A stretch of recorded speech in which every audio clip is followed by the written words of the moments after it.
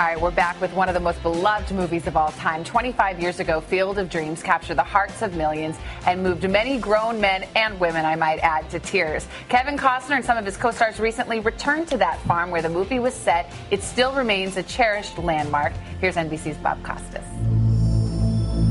It was 1989 when a mysterious voice in the Iowa sky first spoke the words that would take their place in Hollywood history.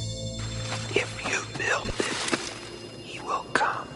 And build it, he did. Is this heaven? No. It's Iowa. I don't know how this film worked. Honest to God, we're sitting here talking intellectually about this movie. But, you know, movies aren't intellectual. They're emotional. And this one rang a bell. That bell still rings today, not just for moviegoers, but for Costner and his Field of Dreams co-stars, Dwier Brown and Timothy Busfield. Ray, you have no money. They've reunited for the film's 25th anniversary here in tiny Dyersville, Iowa. It was the drought of '88. All the corn everywhere around this field was dead. The grass was being painted green. There were flies everywhere. And yet, what came of the movie is so magical. What does it mean to you to be back here? I get a chance to bring my 3 little kids here. So it's a really good full circle for me that this movie lives so long. It's a healthy reminder to me of, you know, if you start out with what you think a good movie is, it might end up that way and it might live forever. One reason it's lived on is the simple love of the game, as captured by James Earl Jones, portraying writer Terrence Mann. The memories will be so thick that I have to brush them away from their faces. When I got home, my wife said, you know, there's this little movie. You've got to do the movie. But I want to warn you, the long speech about baseball will never be in the film. It'll be on the cutting room floor. America has rolled by like an army of steamrollers. It's been erased like a blackboard, rebuilt and erased again. But baseball has marked the time. Even the greatest cynic listened to that and went, my God, that's what this game's all about. But this movie has never been about just baseball. Hey, Dad?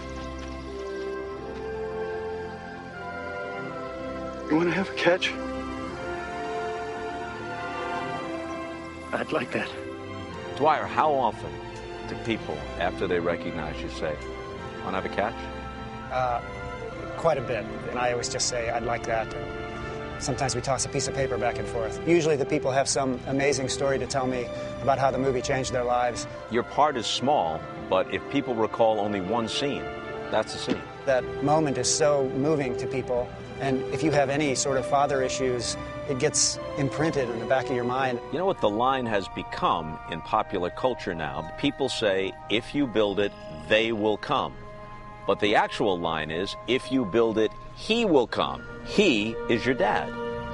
Yeah, that, you know, it's part of the language now across the country. And movies at their best are about moments that you never ever forget. An estimated 65,000 fans still make the pilgrimage each year to run the bases or just to have a catch free of charge. And on this particular night, to celebrate Father's Day weekend.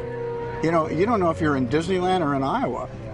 Slowly, the sun gives way to stadium lights. And soon, those lights give way to a movie screen, reminiscent of the film's final shot.